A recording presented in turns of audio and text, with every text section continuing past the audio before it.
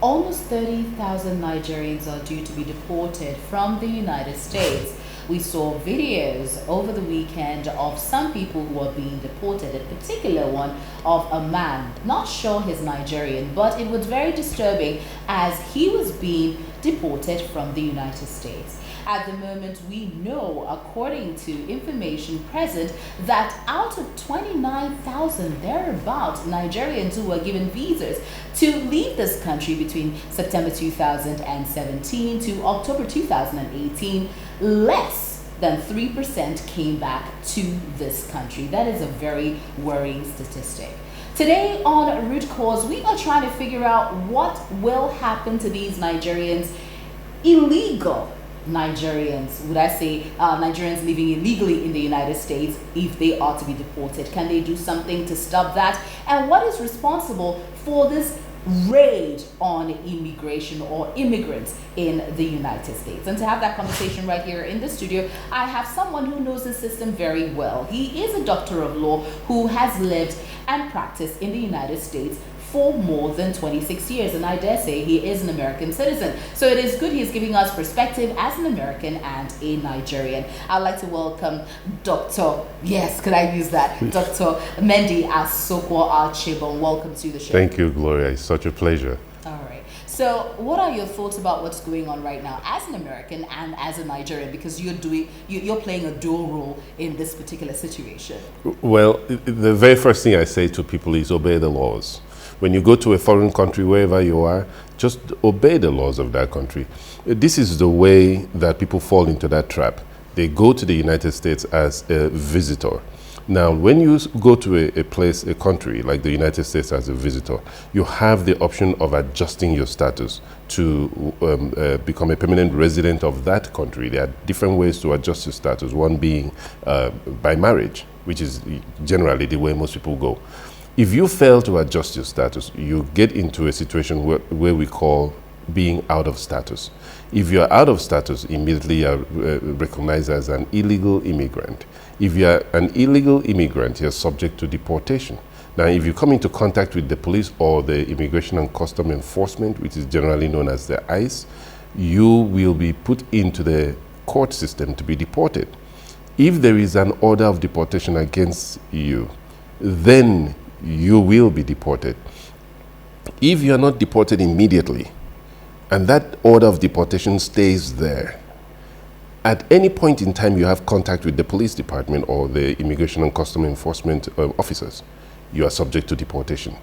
Even if you actually have gone back to court and asked the court to reconsider that order of deportation. Could that be what we saw in that video? Because I remember while they were trying to bundle that man in a plane out of the country, of course, he was being deported. He kept saying something like, my lawyer knows about this, we are in court and stuff like that. So could that be what was going on in that situation? Probably he had gone to court to adjust the status, but in the process of that, he is being deported. Most likely what happens in this type of a scenario is the person has an order of deportation for whatever reason.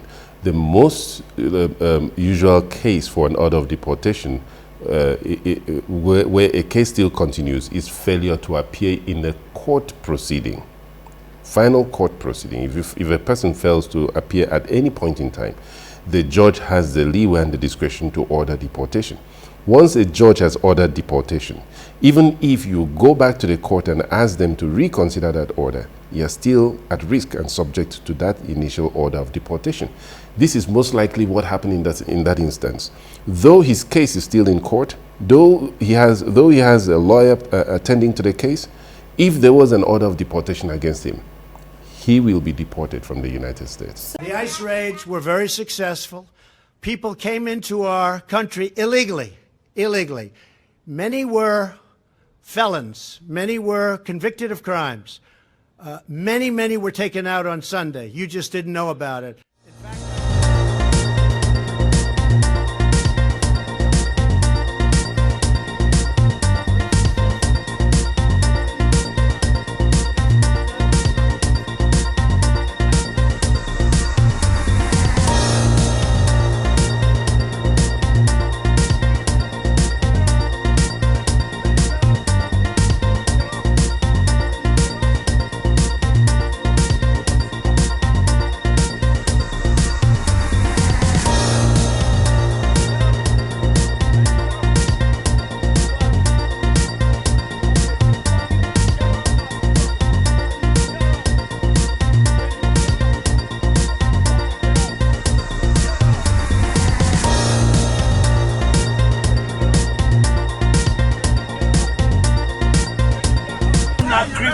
I don't even get nothing. I have paper issue. And my case is still pending. They want to deport me clandestinely because my lawyer agrees in there. That's why they wanted to deport me. That's all, brother. You have to help me, man. And these people don't have to take me this way. You have to do something, people. This is not right. You have to do something, people. He has been deported to his country. What happens? Is his court case still valid in the United States? And if that is, can he win? And if he does win, what happens? If he has a motion to reconsider his order of deportation, the case is still valid. It still continues. But now the bar is higher because he does not have the opportunity to present his evidence in a way and manner that would have been favorable to him had he remained in the United States. So the bar is now higher for him. The likelihood of success drops by 90%. So he has a 10% chance of success here. However, there's been instances where there's been success. If he actually succeeds and have that order of deportation reconsidered and lifted and vacated rather, he may be brought back into the United States. But that's highly unlikely. That's highly unlikely. Yes, that's highly unlikely, depending on the reason that the order was issued in the first time. If it was issued in error, then it's possible. If it was issued because he failed to appear in court, well, we now have to know why he failed to appear in court.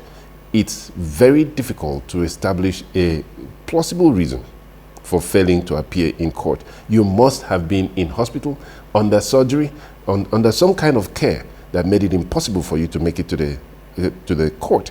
And even in that instance, you should have, or the attorney representing the individual, should have alerted the court as to the situation at hand and asked the court to continue, which means to postpone the case.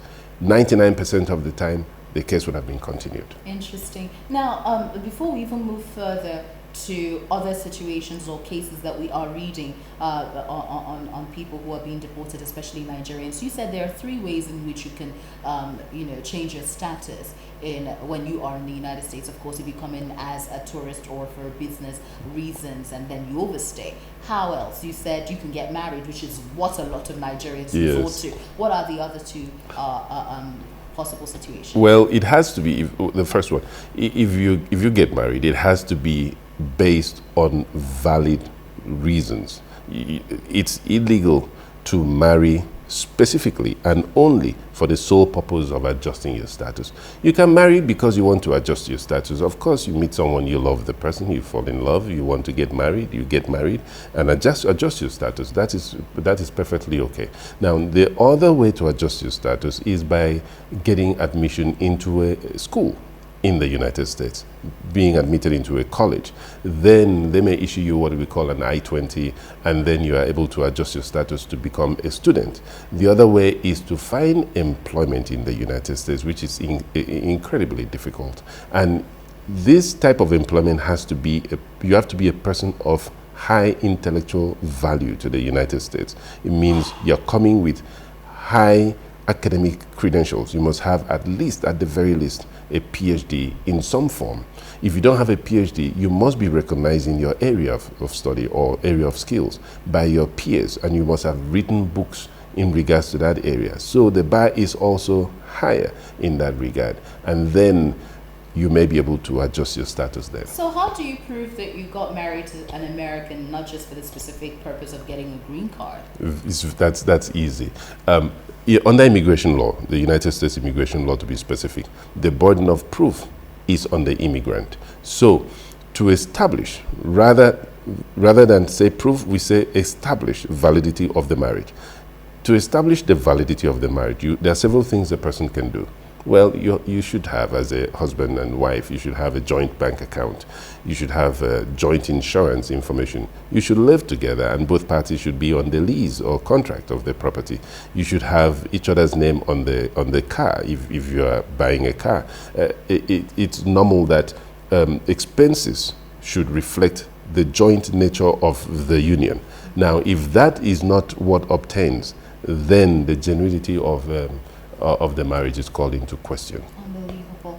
We are also hearing of situations, in fact, a lot of people who are being deported are people who've lived in the United States for 10, 20 years. These people, some have even gotten married, had children who are now American citizens. I even read of a particular woman who's lived in the United States for 20 years. She's had kids and she is about to be deported. How are those situations possible? Because you would assume, like a lot of Nigerians who would run to the US to have babies, that once you are, even though an illegal immigrant in the United States, but as a parent to an American, that should allow you to stay. And having contributed to the country for a period of time, like 10, 20 years, that should give you some, I wouldn't know, some favor sort of in the sight of the government. So how is it that these people are still being bundled and sent out of the country? If a country is a macrocosm of a house, of a home. Now, if anyone visits your house, no matter how long they stay, if that invitation is no longer being extended to them, they have to leave. So when you look at a country like the United States, one of the ways Nigerians get in there is by visitors visa. Or business visa. And once you overstay, you're subject to be deported. The challenge is most times people get married, get engaged in a marriage that cannot be established as being valid. Number two is criminal activities. If a person is convicted for a crime, most especially a crime of moral turpitude. A crime of moral turpitude speaks to deception. Even if you switch your license plate on your car, the person has two cars. One has an expired tag, the other one is still in good standing. So you take the license plate of the vehicle that is in good standing and switch it to the one that is expired. Well, that's a crime of moral turpitude because the morals there is challenged. The other one is domestic violence. If you beat up your spouse, that's a crime of moral turpitude. You're subject to be deported as well, and it acts as a bar for any other immigration relief. A lot to consider, even as you have heard the conversation that I have had with Dr. of Law Asupo Mendy Archibong. Go to the comment section and give us your thoughts on what you have heard. Is it really worth it to live in the United States? Some may say yes, but with all that you have heard, maybe you need to think twice and have a better plan. You have been watching Root Cause right here on Rootstv Nigeria. Thank you so much. My pleasure. For being My here. pleasure. My pleasure. And my name is Gloria Oji Amadi. You stay right with us.